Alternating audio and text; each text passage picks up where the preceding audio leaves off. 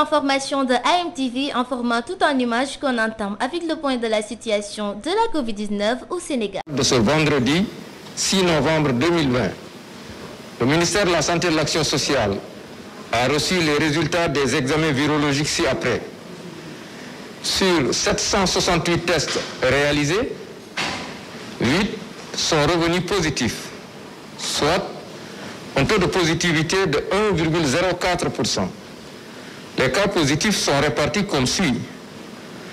Nous avons 2 cas contacts suivis par nos services, un cas importé enregistré au niveau de l'aéroport international Blaise Diagne de Diass et 5 cas issus de la transmission communautaire répartis entre Dakar Plateau 1, Mariste 1, Ngor 1, Ouakam 1 et Nord Foire 1.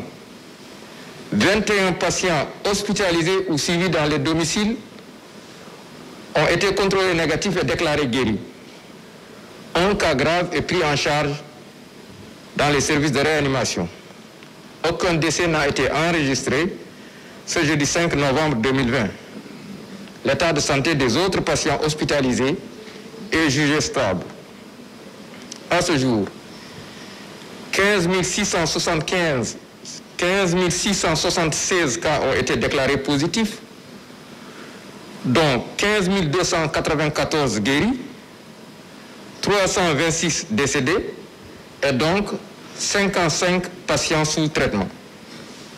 Le ministère de la Santé et de l'Action sociale souhaite un prompt rétablissement aux patients retenus dans nos services ou suivis dans les domiciles. Le ministère de la Santé et de l'Action sociale exhorte les populations au respect strict des mesures de prévention individuelle. L'immigration clandestine monte crescendo ces dernières semaines. Cette recrudescence s'explique en grande partie selon les populations interpellées par la pression sociale. Toutefois, elle préconise des pollutions pour éviter de passer de la vie au trépas en tentant l'Eldorado. Un pari très risqué. Selon des sources officielles, plus de 400 jeunes ont péri en mer ces dernières semaines à cause de l'immigration clandestine. Une situation dramatique et regrettable. Oui, c'est un truc dramatique que vous passez parce que c'est pas bon. Parce que les jeunes vont faire le Sénégal de meilleurs pays, quoi. Mais s'ils sont partis, parce que le Sénégal va être tellement dessus, quoi. Cette montée de l'immigration irrégulière s'explique selon ce père de famille en grande partie par la pression sociale. Pas facile du tout, puisque bon, si tu es devenu père de famille, jusqu'à aller à la retraite, tu n'as plus de possibilités comme avant. Donc il y a la famille qui t'entoure, les enfants, les écoles des enfants, ainsi de suite.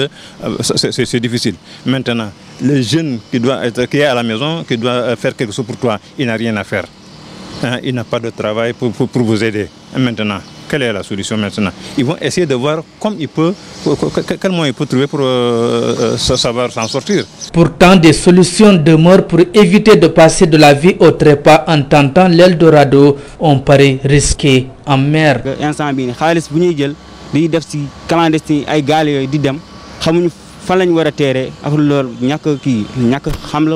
Face à la recrudescence de ce fléau, les responsabilités sont partagées. Les politiques de l'État pour soulager la jeunesse vouée à l'échec. De l'autre côté, la pression sociale indexée. Ndiaye, la deuxième secrétaire élue de l'Assemblée nationale, a déposé hier à l'occasion du marathon budgétaire une question écrite au niveau du bureau du président de l'Assemblée nationale. Ceci pour interpeller le gouvernement sur le cas de l'immigration clandestine, notamment avec le nombre élevé de morts, la problématique des convoyeurs, etc. La pertinence de cette question écrite sera aussi de découvrir comment le gouvernement compte mener des stratégies pour éradiquer définitivement ce fléau qui, rappelons-le, n'est pas seulement spécifique à Mbour, mais à plusieurs régions du pays. D'autre part, dans cette même question adressée au gouvernement, le parlementaire considère que les convoyeurs devraient également être poursuivis, car leur responsabilité reste énorme, informe Dakaractu. durant sa magistrature à la ville de Ourossogui. Ailleurs, l'homme est connu pour son implication dans des dossiers salés, notamment dans l'affaire Petro-Tim où il représentait Aliou Sall, le frère du président, contre l'État du Sénégal. Aujourd'hui qu'il se retrouve dans l'autre camp, il sera encore attendu sur d'autres sujets qui vont susciter l'attention de l'opinion. Maître Moussa Bocar Thiam, jeune cadre de l'APR dont le nom résonne encore parmi les nouvelles nominations de Macky Sall, nommé agent judiciaire de l'État lors du premier conseil des ministres du nouveau gouvernement présidé par le président de la République, Macky Sall. Il succède à ce poste au magistrat Antoine Félix Diome. Le choix de Maître Thiam peut être jugé d'ailleurs non moins pertinent par rapport à son prédécesseur au vu de son parcours professionnel. Pour rappel, Maître Moussa Bocar Thiam est avocat inscrit au barreau depuis 2007, dont le parcours politique est respectable. Très tôt engagé en politique, Maître Moussa Bocar Thiam est membre du mouvement des cadres de l'APR et est maire de Ourossogui. Notre homme très aimé et populaire dans sa localité incarne la renaissance, la libération et le début d'une nouvelle vision politique, ce qui lui a valu indéluctablement sa magistrature à la ville de Ourossogui. Ailleurs, l'implication de Maître Thiam dans des dossiers brûlants tels que l'affaire Petro-Tim, dont le frère du président Aliou Sall est pointé du droit accusateur. Et l'on se souvient encore du conflit foncier qui l'opposait au chef de l'État malien, Ibrahima Boubacar Keïta, suscite des interrogations légitimes qui sont de savoir est-ce que la promotion du Maître Thiam au poste d'agent judiciaire de l'État lui mettant en charge des dossiers judiciaires de l'État et notamment financiers lui promet un avenir radieux en politique. Quelle caution politique lui a valu cette nomination? De la réponse à ces questions se trouve un parcours politique très éclairé, mais également le devenir politique de Maître fort d'incertitudes semble-t-il. Manger et boire n'est pas aussi simple comme le prennent les Sénégalais. L'alimentation est plus qu'une solution pour un besoin, mais plutôt un médicament pour l'organisme. C'est pourquoi la nutrition nécessite un équilibre pour la bonne santé. Bien manger, bien boire. La nutrition figure en bonne place, voire même au centre de nombreuses initiatives nationales visant à résoudre la question alimentaire. La nutrition est plus qu'une solution pour la faim, mais un médicament pour l'organisme. Ton aliment soit ton médicament. Ce qui rentre à l'intérieur de notre corps, c'est ce qui nous soigne ou c'est ce qui nous détruit. L'équilibre alimentaire est un élément clé dans la bonne nutrition, car les éléments trop sucrés causent beaucoup de problèmes à l'organisme. Tout déséquilibre dans notre alimentation peut être à l'origine d'un déséquilibre du point de vue de notre santé, peut être une menace à notre santé. Donc quand on mange quelque chose avec trop de glucides, trop de gras, on fatigue notre pancréas, on fatigue notre foie. Et c'est la porte ouverte pour toutes les maladies cardiovasculaires, le diabète, etc.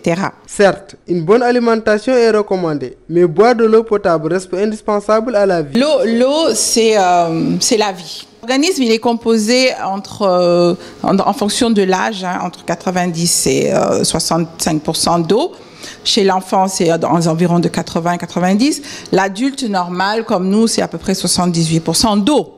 Donc, vous imaginez un peu la composition de votre corps. Maintenant, quelle eau il faut boire? Aujourd'hui, on a une recrudescence de plein d'eau minérale, etc. Parce que c'est vrai que l'eau du robinet en ville n'est pas consommable. Mais vous... Mon alimentation, mon médicament. Il doit être plus qu'un slogan, mais une réalité pour tous. Ainsi, Dr Ndiaye lance un appel à tout un chacun au respect d'une bonne alimentation pour une vie meilleure. Le ministre des Sports Matar Ba a dévoilé hier jeudi la nouvelle équipe du Comité national de la lutte sénégalaise CNG avec comme président Ibrahima Sène Dibira. Il devient aussi successeur de Aliou Sall. C'est officiel, la lutte sénégalaise a un nouveau patron. Il s'agit de Ibrahima Sène Dibira, précédemment président du comité régional de lutte de Kaolack, Sergi, et coordonnateur des présidents Sergi. Il succède à Aliou Sall à la tête du comité national de gestion de la lutte CNG. Avec une composition extrêmement diversifiée, la nouvelle équipe du comité national de gestion de la lutte comporte en son sein la quasi-totalité des divers acteurs de la lutte. Des têtes bien connues du monde de la lutte accompagneront le nouveau président. Il s'agit entre autres de Hyacinthe Ndiaye alias Manga 2, de la promotrice de lutte Ndeye Ndiaye Tyson, Yahya Diop Yekini renouvelé en son poste de conseiller. Ainsi, Isabelle Sambou, la lutteuse olympique, rejoint l'équipe. Une composition qui reflète quelque part la volonté du ministre des Sports Matar Ba à mettre sur pied un groupe de travail hétérogène. Plusieurs semaines de suspense confirmé à la tête de la dite structure, Ibrahima Sène aura la lourde responsabilité de poursuivre l'œuvre de l'ex-baron des arènes sénégalaises, Alioune Sarr, avec ses 26 années de règne au sein du CNG.